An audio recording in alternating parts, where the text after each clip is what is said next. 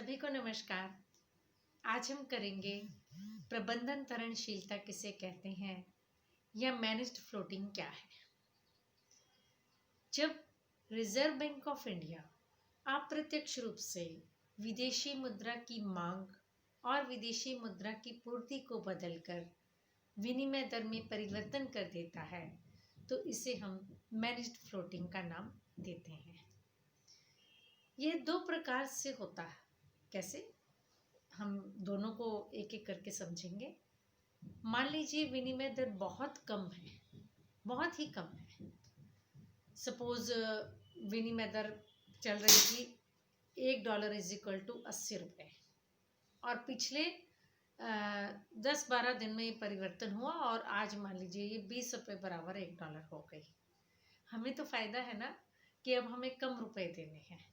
बहुत तेज़ी से गिर गई और बहुत कम हो गई विनिमय दर, तो हमें बहुत फ़ायदा है कि हम अब $1 लेना हो तो हमें 20 रुपये देने हैं।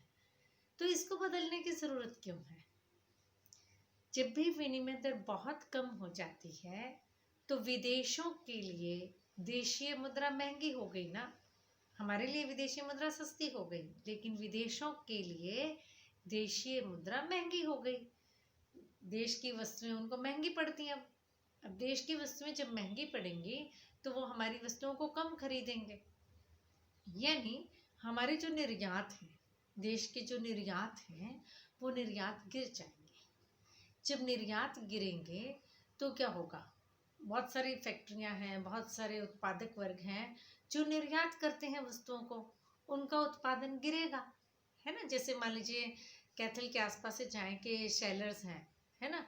शेलर वाले भैया, अगर व्यक्ति जो है, मालिक जो हैं, वो विदेशों में माल बेचते हैं, है ना, अपने चावल को विदेशों में बेचते हैं। अब मान लीजिए वहाँ पर चावल की मांग कम हो जाएगी तो ये फैक्ट्री तो बंद हो जाएगी ना। या कोई भी फैक्ट्री, कोई भी उत्पादक वर्ग जो सिर्फ निर्यात करता है या निर्यात पे निर्भर है, वो निर्यात कम हो गया तो उनकी फैक्ट्रियाँ बंद हो जाएंगी। बंद हो जाएंगे तो आप समझते हैं गुणक प्रक्रिया से पूरी अर्थव्यवस्था पर इसका बुरा प्रभाव पड़ेगा, आय गिरेगी, रोजगार गिरेगा, बहुत बुरी स्थिति होती है ना। एक फैक्ट्री बंद होती है तो आपने पढ़ा है आय व रोजगार लेसन में, तो एक वृक्ष की तरह है कि एक उत्पादक बढ़ता है, निवेश बढ़ता है तो कई गुना आय बढ़ती है, और एक उत्पादक का उत्पादन गिरता है तो पूरी अर्थव्यवस्था में कई गुना आय भी गिरती है। अब इसका बुरा प्रभाव पड़ना शुरू होगा जी। अब रिजर्व बैंक ऑफ इंडिया इसमें क्या मदद कर सकता है? रिजर्व बैंक ऑफ इंडिया विदेशी मुद्रा को खरीद कर अपने रिजर्व में रख लेता है। ठीक है, जब रिजर्व को विदेशी मुद्रा को मांग कर लेगा तो मांग बढ़ जाएगी ना। विदेशी मुद्रा की मांग वक्र दाईं ओर खिसकेगा। देखिए, अब हम चित्र भी बना के आपको दिखाते हैं। ये हमारा मांग वक्र है, ये पूर्ति वक्र है, ई बिंदु पर काटे विनिमय दर ओपी है। और अगर मांग बढ़ा दी जाए तो मांग वक्र दाईं ओर खिसकेगा, D1 हो जाएगा, नई विनिमय दर OP1 हो जाएगी, यानी विनिमय दर बढ़ गई। और ये कैसे बढ़ी?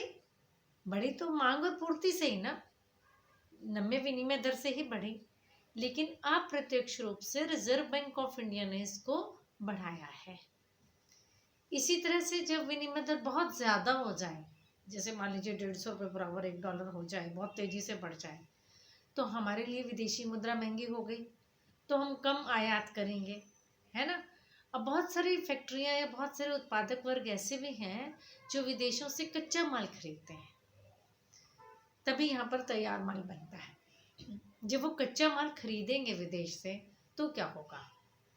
कच्चा माल अब नहीं खरीद पाएंगे, है ना।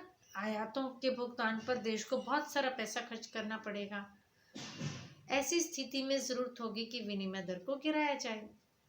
अब रिजर्व बैंक ऑफ इंडिया क्या करता है? जो रिजर्व रखे हुए हैं उसको बाहर निकालता है तो विदेशी मुद्रा की पूर्ति हो जाती है। विदेशी मुद्रा की पूर्ति बढ़ जाएगी तो क्या होगा? विनिमय दर गिर जाएगी। ठीक उसी तरह से डिमांड कर हो गया, सप्लाई कर हो गया, सप्लाई वक्र राइट को खिसकेगा। जब सप्लाई कर्व राइट को खिसकेगा तो विनिमय दर गिर जाएगी। तो इसको हम कहते हैं प्रबंधन तरणशीलता। जब रिजर्व बैंक ऑफ इंडिया अप्रत्यक्ष रूप से विदेशी मुद्रा की मांग और विदेशी मुद्रा की पूर्ति को बदलकर विनिमय दर में पर प्रभाव डाल देता है, उसे बदल देता है, तो उसे हम प्रबंधन तरणशीलता नाम से पुकारते हैं, मैनेज्ड फ्लोटिंग नाम से पुकारते हैं। और इस मैनेज्ड फ्लोटिंग की ज़रूरत तब पड़ती है जब विनिमय दर बहुत ही कम हो जाए या बहुत ही ज़्यादा हो जाए। क्लियर? आज के लिए इतना ही।